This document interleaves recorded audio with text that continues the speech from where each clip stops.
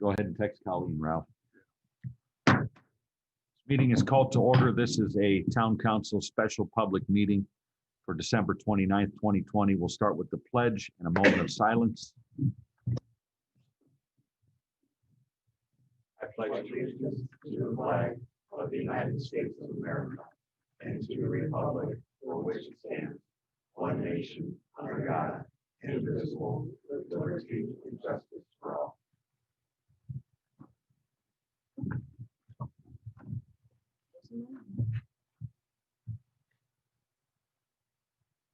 right, thank you. We're still doing the exec session after. There's no exec session.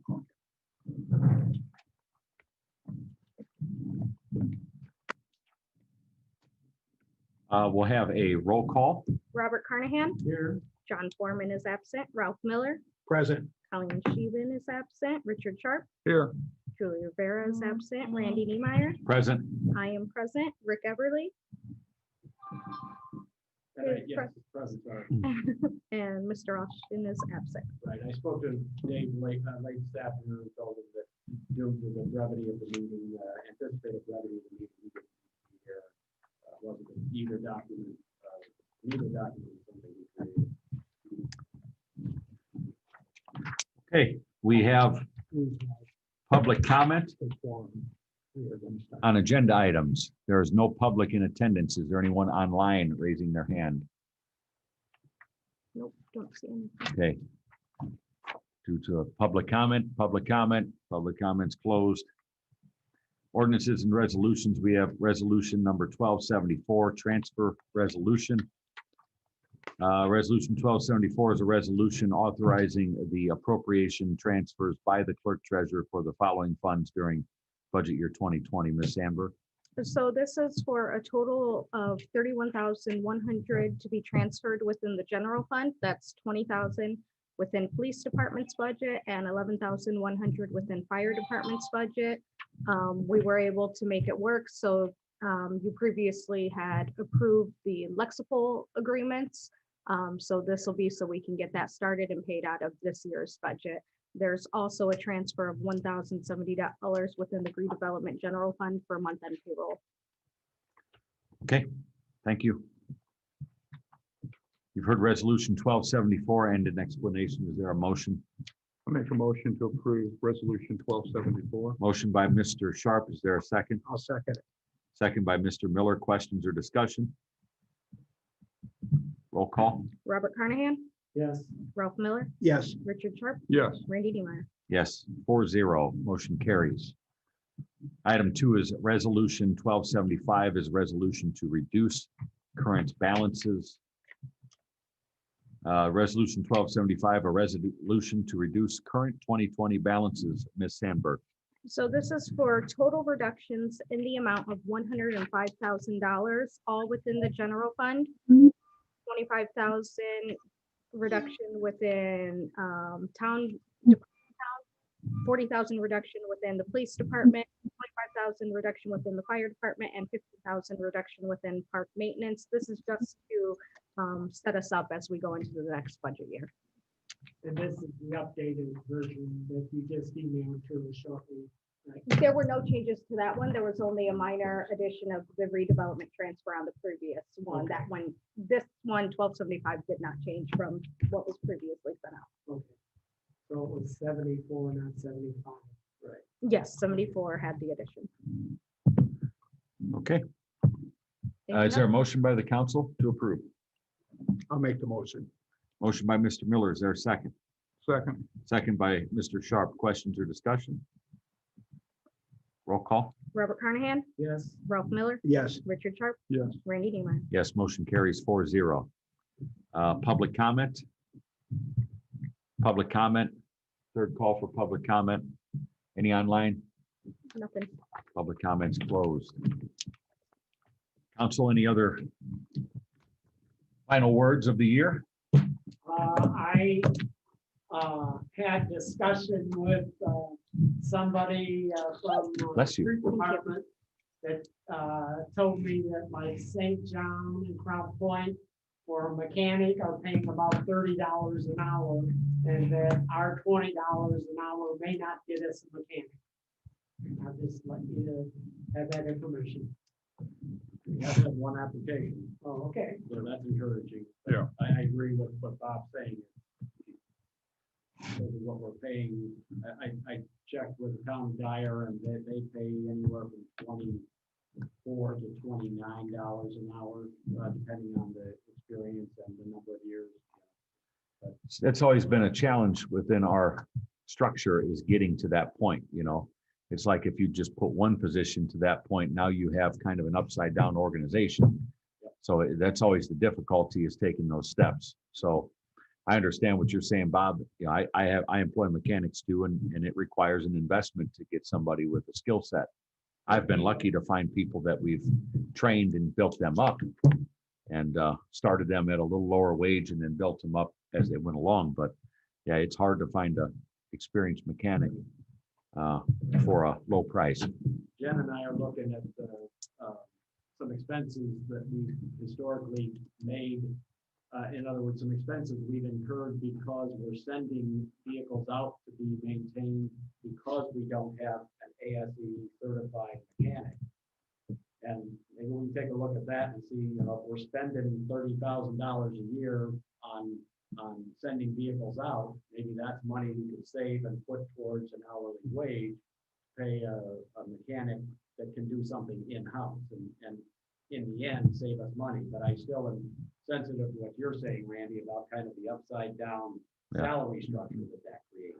Well, and in lieu of something like that, also, you have to put other options on the table as well. You know, I have my own service people in my own business, but I have contracts with different service providers that are on call. You know, I can call them anytime, 24 hours a day, and they come out and repair things, and they have certified mechanics. They can do DOT inspections. There's lots of options out there if we need to explore them. It's always best to have your own stuff in-house if you can, but if you can't, it doesn't mean that you have to send it out somewhere. A lot of people will come right on site. You get a service contract with them, they bring service trucks and all their tools, and you pay them a fee and an hourly charge and a service call fee, and it's over with. One of the things I learned to make sure, and I talked to Tom Stevens about this, is if we were to get that kind of a qualified mechanic, do we have for that person to use in the first place? And he assured me that we do. Apparently we're in pretty good shape for tools to work on the equipment. We need the certified person that mechanic that will work on it. So, but we, as I said, we do have one application that I know of. Good. Chiefs Wilkening or Fisher, anything tonight? Yeah, I got one thing to mention about the mechanic thing. We spend a lot of money having people come in and work on our fire trucks because our public works mechanic cannot work on the stuff we have. And I'm not talking about pumps. I'm just talking about basic large equipment servicing. If you ask Jen, she could probably pull the records up on how much just basic service work we have done to our fire trucks. And, you know, so there's quite a bit of money. If we could have that done in-house, that would be great.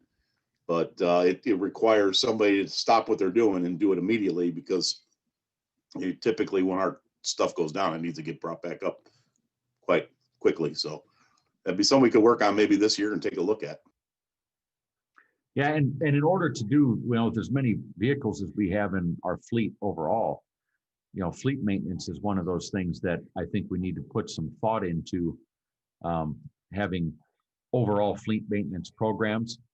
And because one mechanic can't maintain an entire fleet. So you're still going to have a network that you work with, but make some things when they can be planned. Although we all know that the bigger equipment especially is vulnerable to intermittent breakdowns without, you know, being able to predict it. But if you're always kind of on the ball with things, those breakdowns are less than what they would be if we're always reacting to it.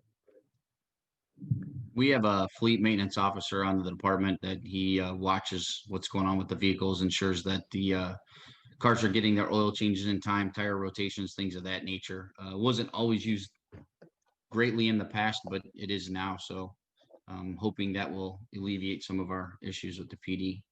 Yeah, that's good, Bill. And we need to focus on that, I think, organization wide from the fleet upkeep. And I know Tim has done a great job in Public Works with keeping his eyeballs on things. But maybe one mechanic that you hire, can serve in a mechanic and a bit of a coordination role of those sorts of services to make sure that we are accountable and we have everything up to speed and where it's supposed to be operational on the road and safe. I just have one thing to say, Mr. President. I want to thank Rick and Jen for their diligence in working really hard to find the funds to fund this program for Lexipol. It was a big priority for the Board of Safety, for police and fire. And we had a few conversations about it, and she was pretty nervous trying to find the money, but they worked really hard at it. And I really, really appreciate their work and effort in doing that. See, sometimes when the council makes a motion in a second and it's approved without any idea how we're going to do something, once in a while it works out. Well, Let's You know. not do that all the time, please. Fun I one. was surprised nobody bled all over it. So Challenge, Jen. Yeah. And give Rick a bit of a challenge. It was our gift. I like to say the same thing on behalf of the fire department. And Bill, are you in your bathroom? No, I'm in our kitchen. Okay, I thought I saw a shower head there. No. Joe was part of that effort too. Yes, To try Joe was to find the money. I'm missing this online. I wish I was watching the video. Yeah, we're missing. Oh, they don't have the screen on? No. Well, thanks, everybody. Appreciate the hard work this year. And thank God 2020 is almost over. Amen. Yeah, I pray that this is a year that gets erased at some point with a big asterisk by it. So Yeah. We'll We look said- back and it was just, I think it was just God preparing us for the future. So, let's hope it's something like that, Bill. Yeah, I agree. I agree. All right, thanks, everyone. all right. You guys have a great night and have a safe New Year, okay? Yep. Happy New Year. Happy New Year, all. Meeting is adjourned.